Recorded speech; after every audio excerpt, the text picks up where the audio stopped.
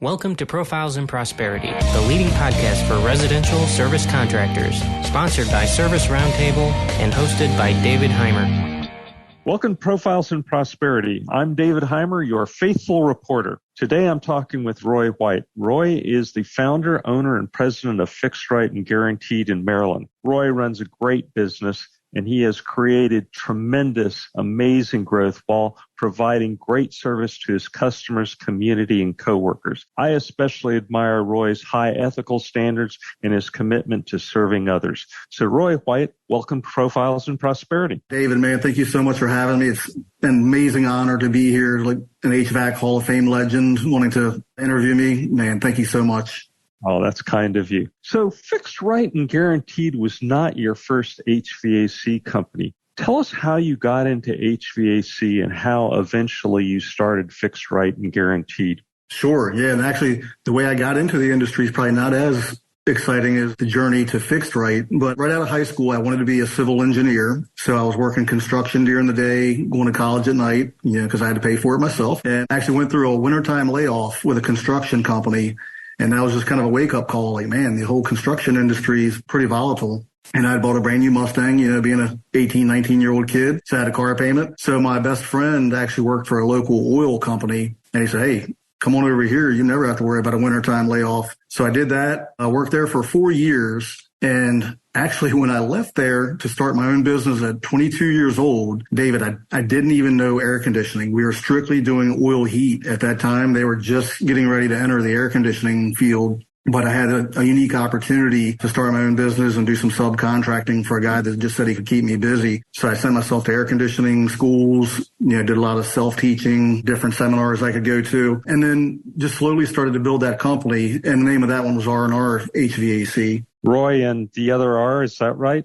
It was Robbie. Yeah, Robbie was my best friend. Roy and Robbie. Excellent. Yeah. So it meant something to us, but not necessarily anybody out on the street, which is kind of what the second company's name had something to do with. So we ran that company from 94 to 05. And honestly, David, like even on our best day, it was just controlled chaos. I mean, we took really good care of our clients, but behind closed doors, I mean, it was just chaos. And we weren't business guys. We just a couple of young guys that knew how to fix stuff and didn't know what we didn't know. But I got burnt out pretty bad.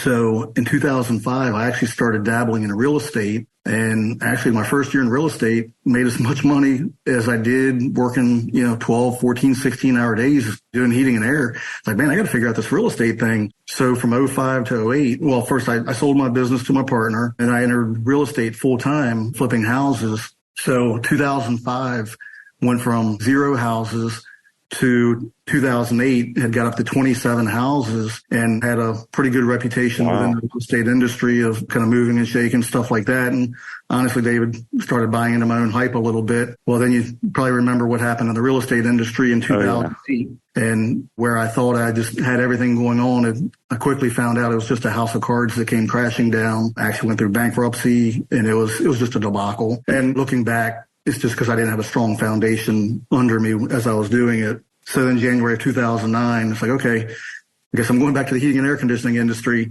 So that's when I actually started Fixed Rate and Guaranteed.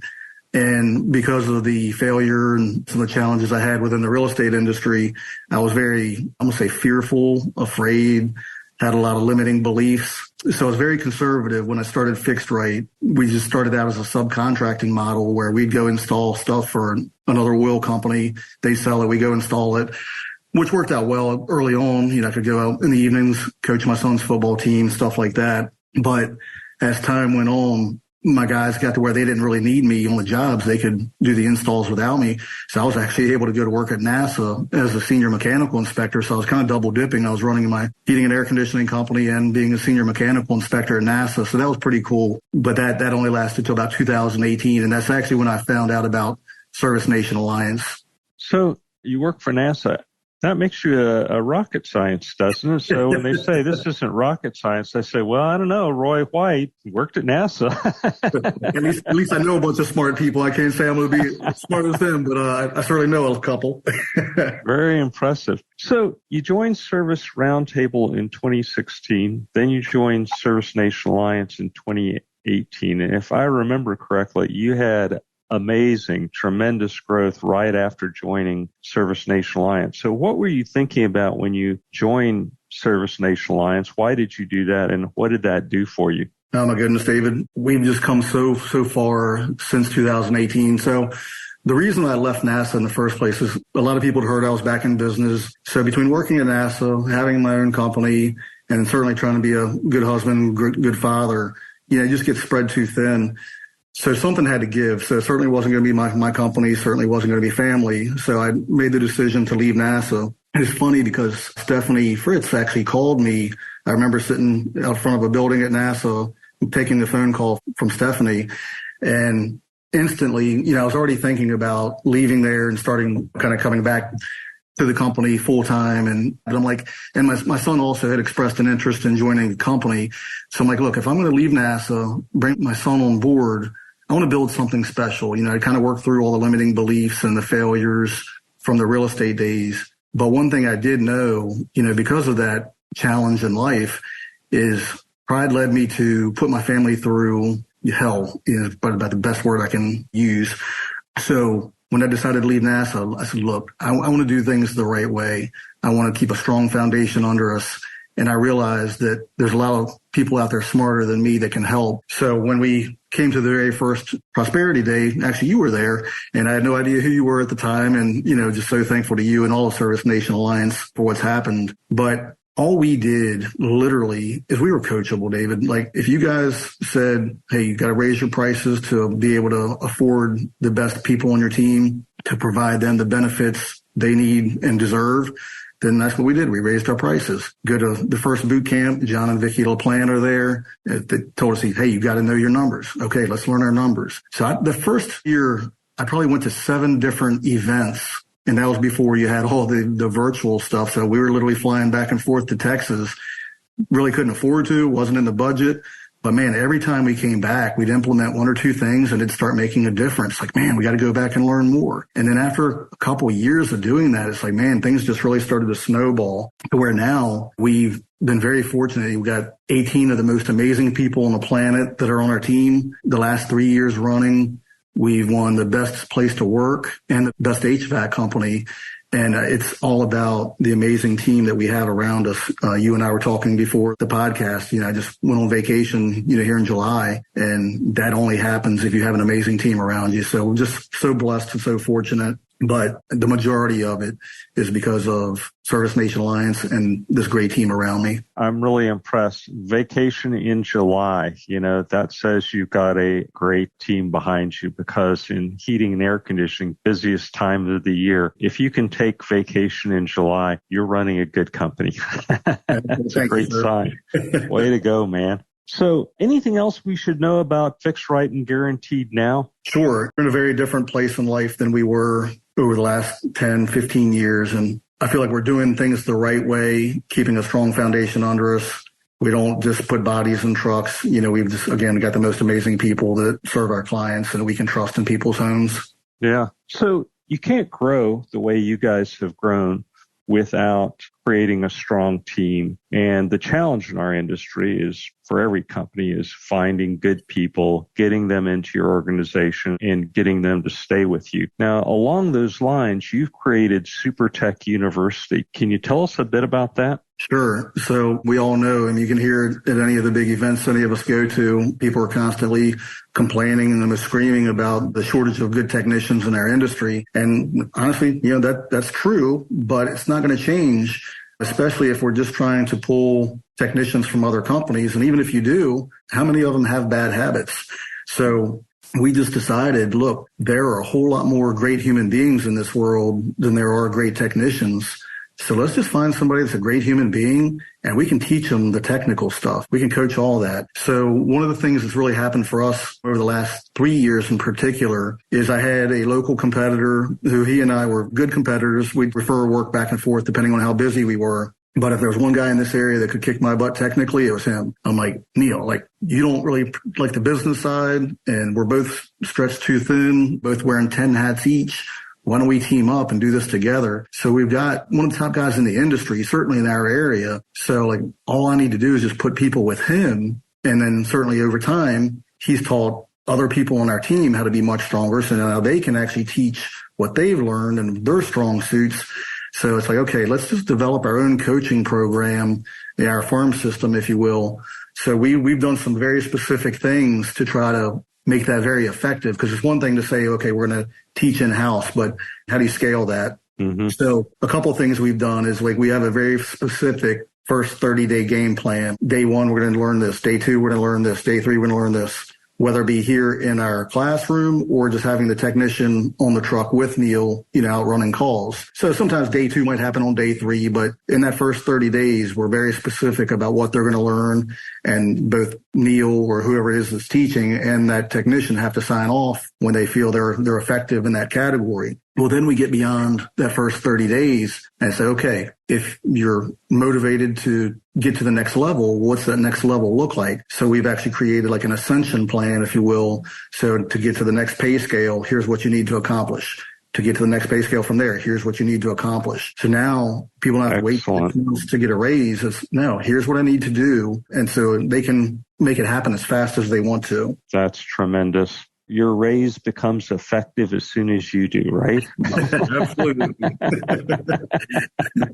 And then I'll give props to Aaron Ruddick for this one. Another thing we talked about for a long time, but we just weren't scheduling, just doing 90-day assessments with each and every team member, even like people in the office as well. So every person on the team has a very specific 90-day game plan. It doesn't necessarily affect the pay scale, but again, nobody gets lost in the mix. We're sitting down with everybody at least every 90 days. But again, back to the previous point, if they can achieve something that gets them to the next pay scale before that 90 days is up, well, they can come to me at any time and say, okay, we've got this. We both agree. They get a raise. But no matter what, every 90 days, we're sitting down with each and every team member talking about their personal goals, their work goals, and then having a specific action plan on how we're going to accomplish that. And then we do all the coaching that a lot of people do. In the summertime, at a minimum, we're coaching once a week. The rest of the year, we're doing 2, 3, and sometimes even more than that, every single week, at least 2 to 3 times, either be internally,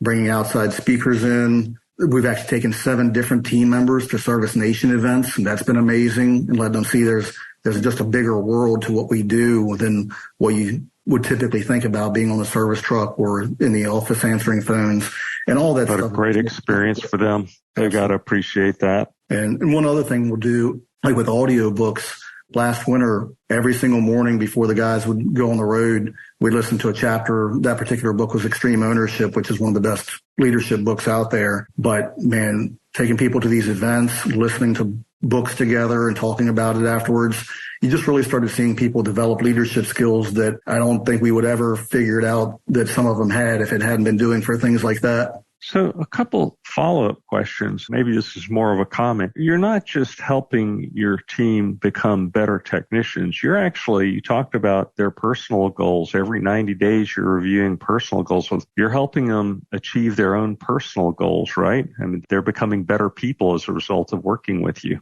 Absolutely. Yeah, that's fantastic. One thing I wasn't clear on, the Super Tech University. So is that a program that is shared between 2 companies? Is that how that works? Or did Neil end up joining your company? He did. Yeah, we actually acquired his company, I believe it was November of 2020. And he's just amazing. So he's our operations manager. But yeah, we're all under one umbrella now. Oh, fantastic. Well, congratulations on that. Thank you. Good job. So I know over time you have changed your views about running a business. So what do you see as the purpose of your business now? I love what Jim Collins and Simon Sinek teach, starting with the end in mind. And I lost my father at 21 years old. So I kind of think about that probably more than the average person does, just, again, losing dad so early in life. But, I think about what do I want to be remembered for? What do I want to be on my tombstone one day? And for me, I want to be known as a guy that made a difference in people's lives. Hopefully it's a positive difference, right? Right. But I want to be a leader, not a boss, because ultimately people can work anywhere. So we've been fortunate to win Best Place to Work. But what are the things that we need to do to actually be the best place to work, to actually be the best HVAC company? So I kind of think about, okay, the extreme ownership, what they teach is, okay, what do I need to do to make sure that happens? So it kind of starts with my job title. I don't call myself CEO. I don't call myself owner. I heard this acronym CPS, and it's Chief Problem Solver. So whatever problems come up, whatever challenges we face on a day-to-day basis, we just got to figure out a way of fixing that. And also over and above that, one of our core values is being a servant leader. So kind of like the typical hierarchy where the boss is on top of the org chart. Well, as a servant leader, I put myself at the bottom of the org chart. My job is to coach and support our team. First, obviously, I've got to cast a vision, set the direction of the company.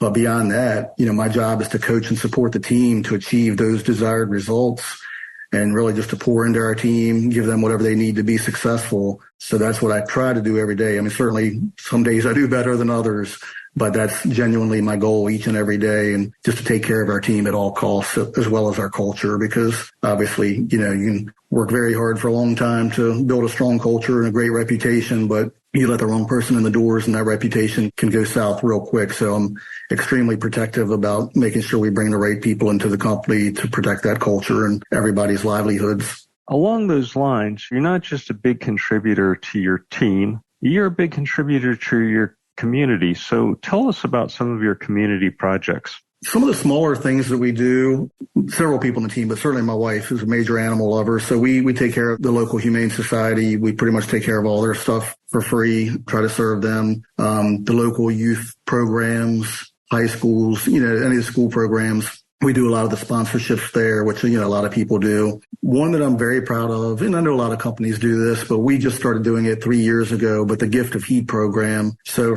Christmas time, for the last 3 years in a row, we were fortunate enough to basically install a heating and cooling system for someone that needed it for free. This last Christmas was pretty impactful. One that we did Christmas Eve, we got a no heat call to a house. My son and I were on call, and this little 4-year-old girl's battling cancer, and the husband told us on the phone, the situation. So went out, fixed it for free. They had 2 systems, but one of them had to be replaced. So we were actually able to donate that to the family and stuff like that. It's like you meet a 4-year-old with cancer on Christmas Eve and you tell me that's not a God thing. It's like, so I think we're put in positions to make a difference in people's lives. And that was one that we were very fortunate to be a part of. Beyond that, some other things that we've done, like Mark Madison, who's been a keynote speaker for Service Nation Alliance, a great guy.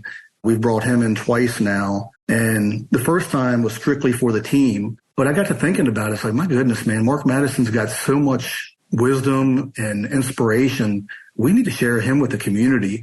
So we actually opened our office up and had a little event for the first time where it was called Improve Your Marriage, Improve Your Parenting and Your Life. And we had several members of the community come participate in that. And that's one we'll definitely do going forward. So that was a kind of a test case, but it worked out really well. So we'll definitely be doing more of that. Oh my gosh, what a great idea. And Mark would have been fantastic for that. I agree with you. He's a great speaker and he's fun to be around, and he is a really smart guy. Yeah, good call.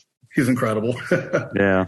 So you've posted a lot of videos on Facebook. What is your intent with these videos? And also on Facebook, there was that picture of you officiating a wedding. What was that about? Is that part of your portfolio now? Yeah, it's going to be called Married, Right, and Guaranteed. That's good.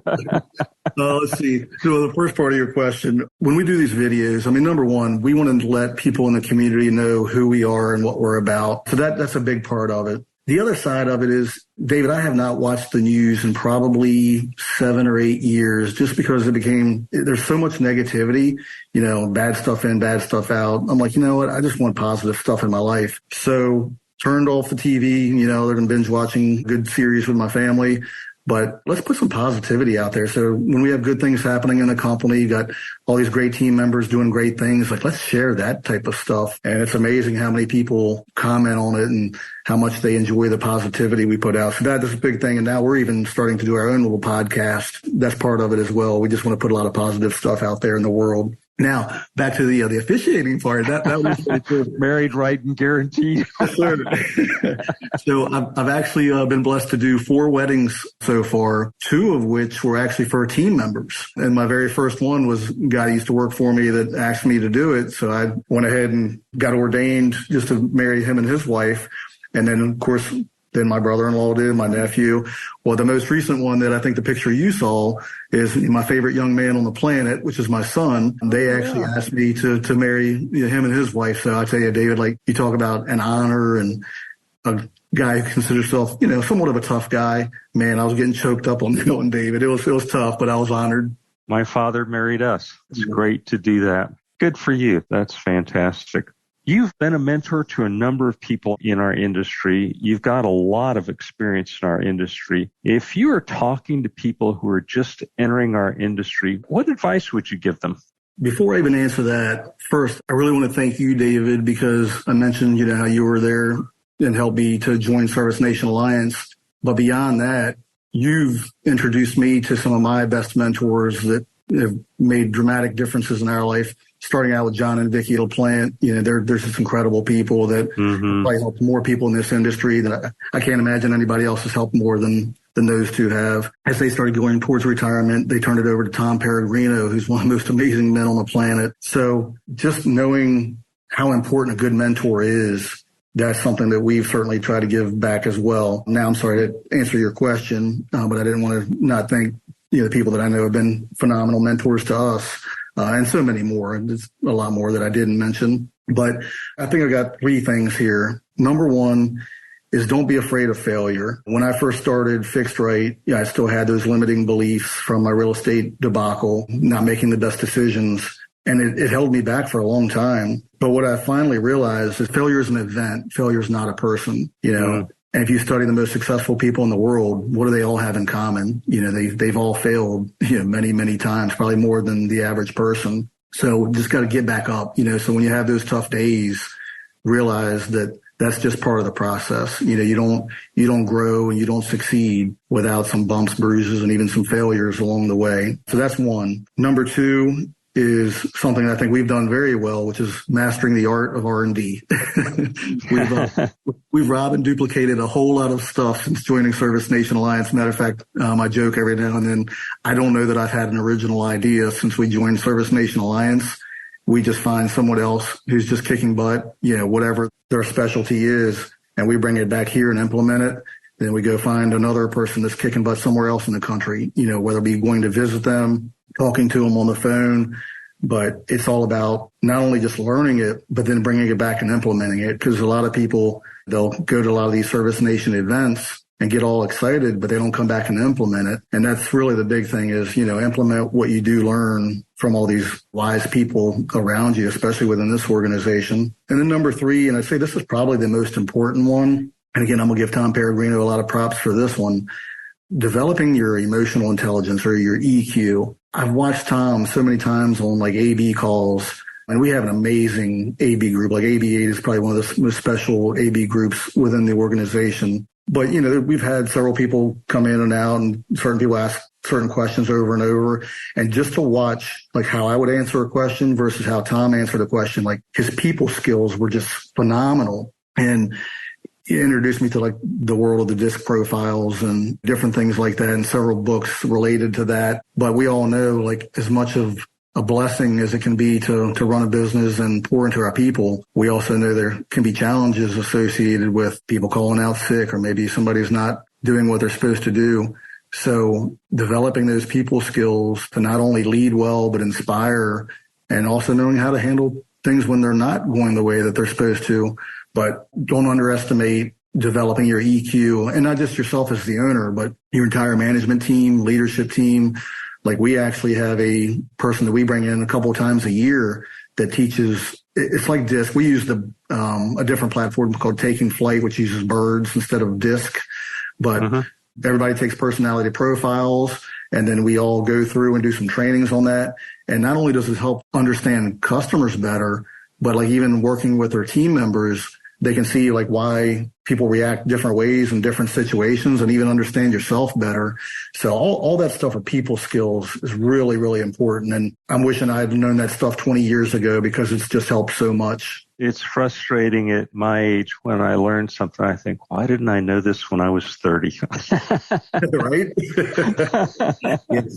Then my former company, things would have been so much smoother had I known, what I've learned from you guys. Since you mentioned the former company, I've got two follow-up questions to this. So one is, what happened to R&R? My old business partner, he ended up selling it to a guy that used to work for us. And he actually changed the name of the company. And then one day I was riding around and I see the sticker on a unit, and doggone if another company didn't start up using the same name. So I've often wondered, do they get some work people looking for Roy and Robbie? But, I give them credit. So there's a company, the one that was originally, I think there's two people working that company now. It's kind of a skeleton crew. But again, that's even under a different name. But the one that people think might actually be the old R&R is actually a very different company. That's funny. And then you mentioned your son. So is your son still in the business with you then? Oh, he is. He's doing amazing. He's accomplished more at 21 years old than I did in my 30s, David. We just recently promoted him to installation manager. So he's service technician as well as the install manager, but he's incredible. He's in there at 6 o'clock in the morning, along with Neil, my operations manager, making metal for the installs, lining things up, making sure everything's good, doing all the quality control checks. If problems come up, he jumps off the service calls and goes helps the installers. But he's going to be quite the businessman one day, and that's the plan, is for him to take over one day.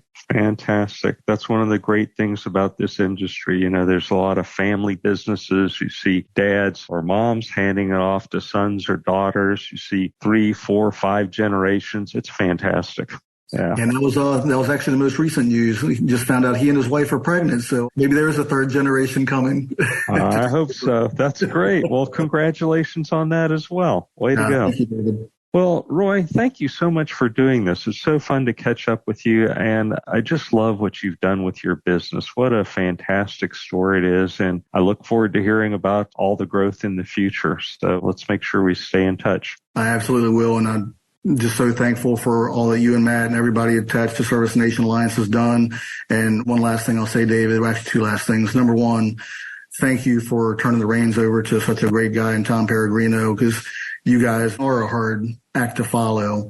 But to turn it over to another man like him, I can't imagine anybody else that y'all could have turned it over to that would have been better. So thank you for that, number one. And then number two, I truly wish you nothing but the best in your new phase in life, and consider you a friend now. And I certainly hope that we can keep in touch, because I really appreciate so much about you, sir. Oh, well, thank you so much. Yeah, Tom is doing a great job. And one of the biggest joys in my life is seeing people like you do so well. It just makes me happy. It's the best thing ever. So thanks for saying that. I appreciate it. Thank you. We're always looking for good ideas and interviews for our podcast. If you have an idea, or maybe you think you should be interviewed, just shoot an email to profilesinprosperity@serviceroundtable.com. That's profilesinprosperity@serviceroundtable.com. If you think what we're doing has any value, it would be very helpful if you would give us a great rating on iTunes. Thanks for your support. Hope to see you again soon. Bye.